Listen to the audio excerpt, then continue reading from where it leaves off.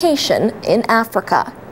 The aim is to find ways to support economic growth by improving education and job training programs.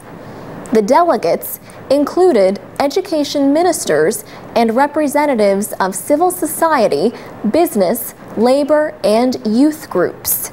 The meeting, held every 3 years, is known as the Triennial. Alan Beal-Kataria is Executive Secretary of the Association for the Development of Education in Africa. His group organized the week-long conference.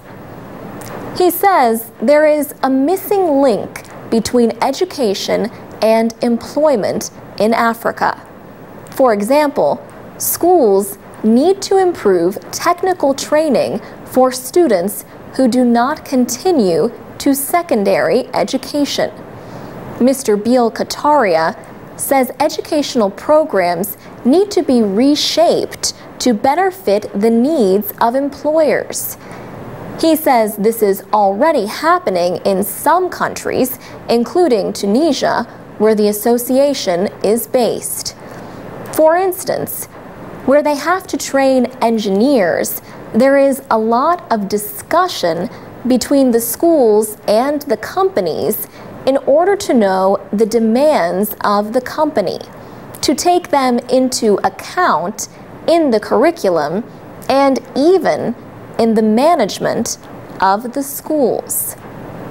In Mali, an association of artisans is working to improve the skills of mechanics, woodworkers, and tradesmen.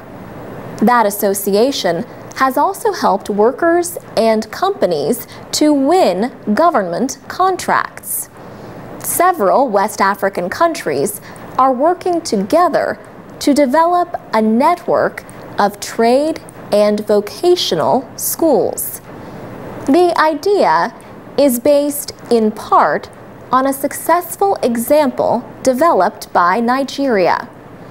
Mr. Beal-Kataria says educators are working to connect government-run school systems with other groups that are helping educate students.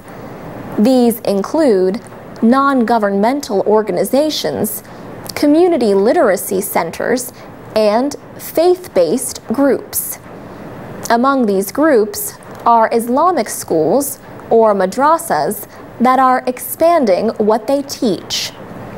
Another subject for the conference was peace education. The idea grew out of the violence in Kenya related to elections in 2007. The idea of peace education has since spread to countries including Rwanda, Somalia,